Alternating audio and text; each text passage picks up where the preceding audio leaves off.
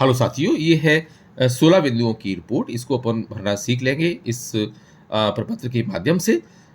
16 बिंदुओं की रिपोर्ट ये माइक्रो ऑब्जर्वर के द्वारा भी भरी जाती है और इसकी एक कॉपी स्वयं पीठासीन अधिकारी भर के माइक्रो ऑब्जर्वर को देते हैं। तो इसका पहला बिंदु आप देख लें, मतदान केंद्र क्रमांक। तो यहाँ पे पोलिंग स्टेशन का क्रमांक डाल देना है और बेहतर होगा उस पोलिंग स्टेशन का नाम भी आप यहाँ डाल दीजिएगा। दूसरा है सीपीएफ की नियुक्ति। तो इसमें साथियों क्या रहता है, एक तो अपना स्टेट लेवल का जो पुलिस फोर्स है वो रहता है, दूसरा क्या रहता है जो केंद्रीय जो सशस्त्र बल है, सेंट्रल पुलिस फोर्स है वो है। तो अगर सीपीएफ माने सेंट्रल पुलिस फोर्स का कोई अगर सदस्य वहाँ पे तैनात किया गया है तो उसके लिए लिखना है यहाँ पे हाँ, अदरवाइज नहीं। माइक्रो ऑब्जर्वर की नियुक्ति प्राय प्रत्येक पोलिंग स्टेशन पर माइक्रो ऑब्जर्वर होता है, तो अगर है तो हाँ, अदरवाइज नहीं लिख देंगे। वीडियो कैमरा व्यवस्था, अगर आपके यहाँ सीसीटीवी कैमरा की व्यवस्था की गई है वहाँ पे है तो वहाँ पे हाँ लिखेंगे, अदरवाइज नहीं लिख देंगे। पांचवें बिंदु में देखें, कुल मतदाता। मान लीजिए आपकी जो चिन्हित प्रति है, जो निर्वाचक नामावली है, उसमें मान लीजिए 400 मतदाता नियत है, तो वो 400 अपन ने कुल मतदाता लिख दिए, ठीक है ना। और ईडीसी भी कुछ आएंगी, तो मान लीजिए 10 ईडीसी आई, तो अपने 400 प्लस 10 ईडीसी बराबर कुल मतदाता कितने हो गए, 410।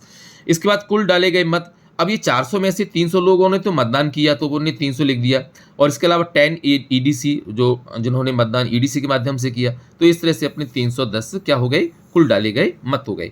अब मतों का प्रतिशत जैसे निकालना है तो साथियों यहाँ ध्यान रखना है, मतों का प्रतिशत निकालते समय अपन ईडीसी को ऐड नहीं करेंगे। तो इस तरह से जो अपने यहाँ 400 मतदाता हैं वो 400, और जिन्होंने 300 मतदान किया तो 300/400 गुणा 100, ठीक है ना। ये परसेंटेज निकालने का फॉर्मूला है, तो इससे दोनों शून्य यहाँ से कट जाएंगे, ये वाले बचेगा 300/4। तो 4 से इसको डिवाइड करेंगे तो आपका आ जाएगा 75%, ठीक है ना। तो इस तरह से ये आ गया। तो इसमें परसेंटेज निकालने में अपने को यही ध्यान रखना है कि इसमें ईडीसी को ऐड नहीं करना है।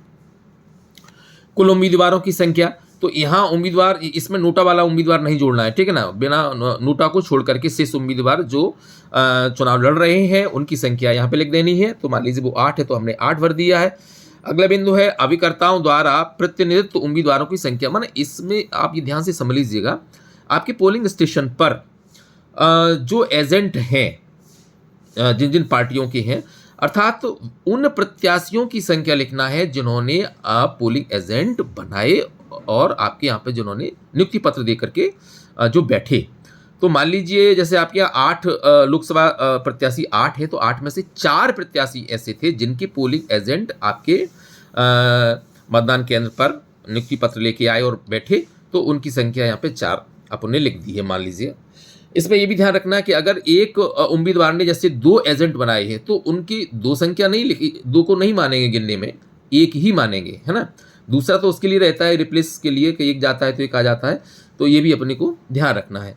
अगला है कि मतदाता जिन्होंने इपिक के अलावा अन्य दस्तावेजों द्वारा मतदान किया, तो वो मान लीजिए अपन ने संख्या मान ली कि जो अपने 400 मतदाता थे उनमें से जो है 100 लोग ऐसे भी थे जिन्होंने बिना इपिक के मतदान किया, है ना। उन्होंने इपिक के विकल्प के रूप में अन्य दस्तावेजों से पहचान पत्र के रूप में दस्तावेज लाए और उसके द्वारा उन्होंने मतदान किया, तो उनकी संख्या उन्होंने 100 लिख दी। अगले बिंदु में है कि नकली मतदान means mock poll. Mock poll अभिकर्ताओं के सामने मीन्स एजेंट्स के सामने किया गया, तो हाँ उनके सामने किया गया, तो हाँ।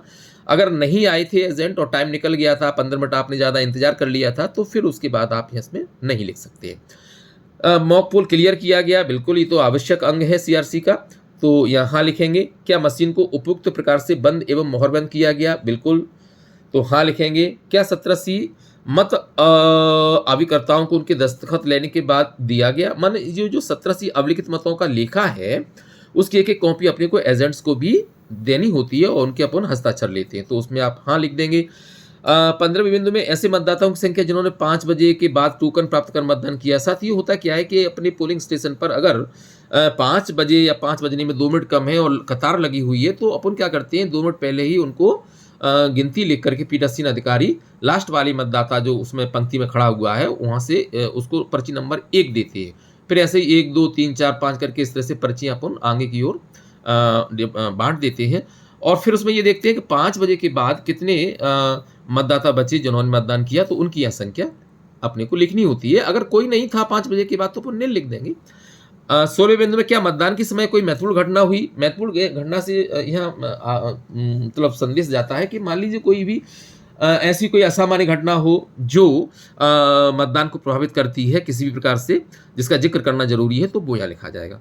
तो इस तरह से साथियों एक छोटी-सी ये 16 बिंदुओं की रिपोर्ट है और ये रिपोर्ट स्वयं पीठासीन अधिकारी तैयार करता है और उसकी एक कॉपी माइक्रो ऑब्जर्वर को देता है तथा माइक्रो ऑब्जर्वर भी अपनी तरफ से एक इसकी रिपोर्ट तैयार करता है। तो साथियों आपको अगर ये भरना आ गया है और समझ में आ गया है, अच्छा लगा है तो आप ज़रूर लाइक करें और अपने साथियों को भी ये वीडियो शेयर करें। धन्यवाद। नमस्कार।